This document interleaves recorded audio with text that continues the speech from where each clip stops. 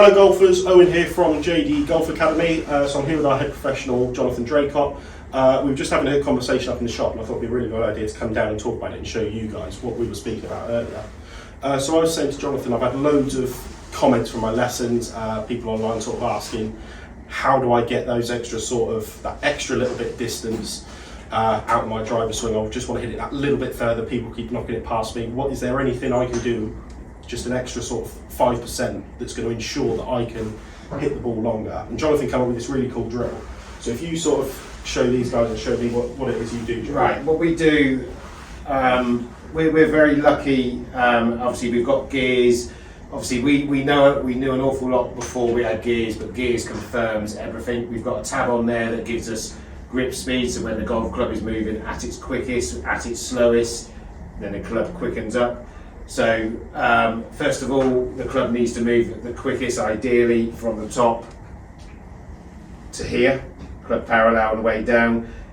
So that's where we want it moving the quickest,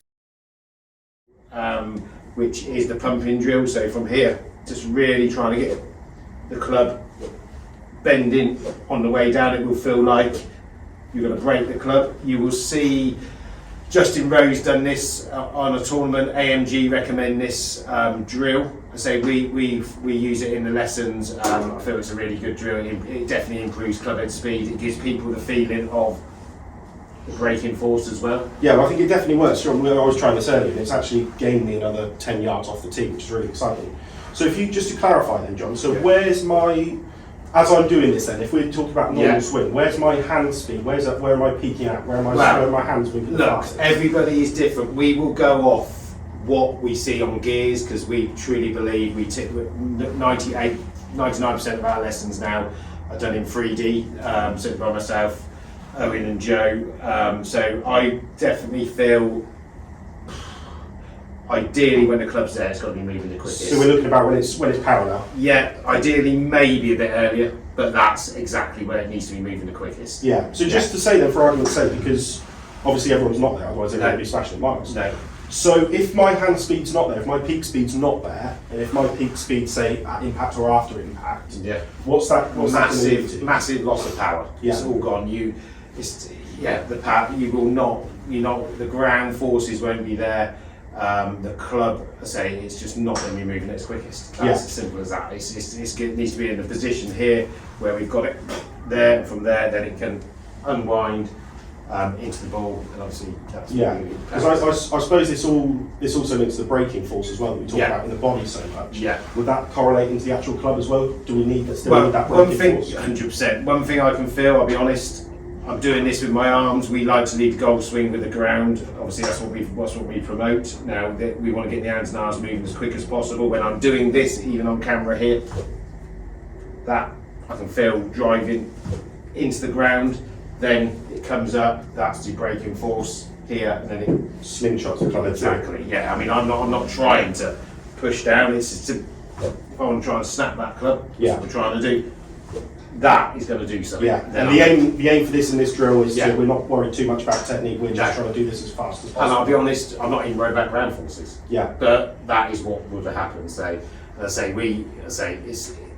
it's okay saying to somebody that's where it happens. Now, what do we do to create it? That's it, yeah. And I think it'd be really helpful. We're going to have a look in a second. I'm going to just put some graphics up on the screen for you. We're going to have a look at this in real time with real golfers, with tour pros, where we're going to actually see how they move their hands or how they work their hands. I'll tell you what it is good for.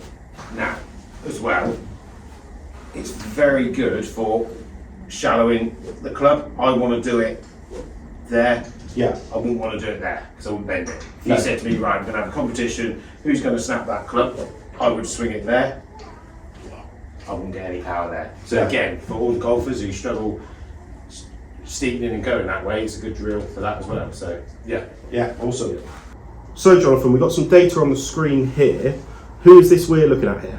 So this is one of our average tour pros. We like to use that this person just because it's literally, I'm pretty sure it's 150 pros data into one body. So we're not picking, we said about Rory, didn't we? But we decided not to. We'd rather pick quite a few people. So We've got the best of everything. yeah, exactly. So yeah, Cool. So we're starting it from the top of the swing here then. Yeah. So if you take the guys through, what is it we're looking at? Well, sort of when I'm looking to gain club head speed with people, we're going to look here where it says grip speed. You can see it's at 1.45 miles per hour when it reaches the top of its swing. So obviously it's stopping.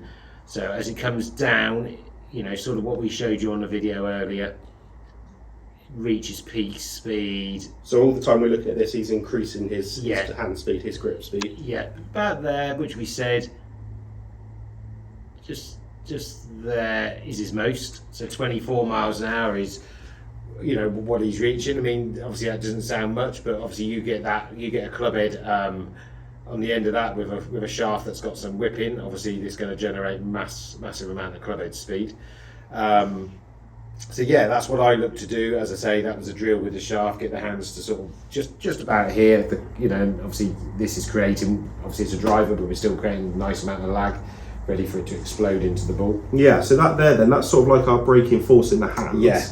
And then as we play this through, we can see the grip speed slowing down. Yeah. And that's that sort of slingshot that we spoke about. That's where it's it. Yeah, firing the club head exactly. through. Yeah.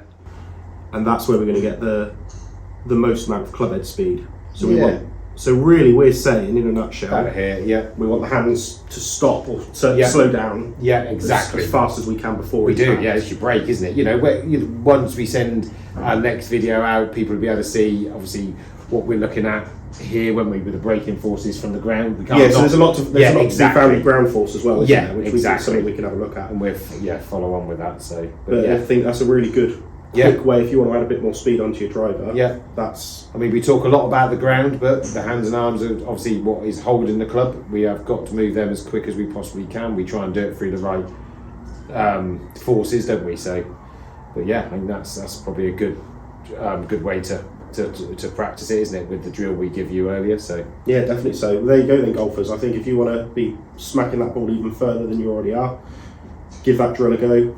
Get the hands stopping, yeah, nice and quick, and then fire the club head through. yeah.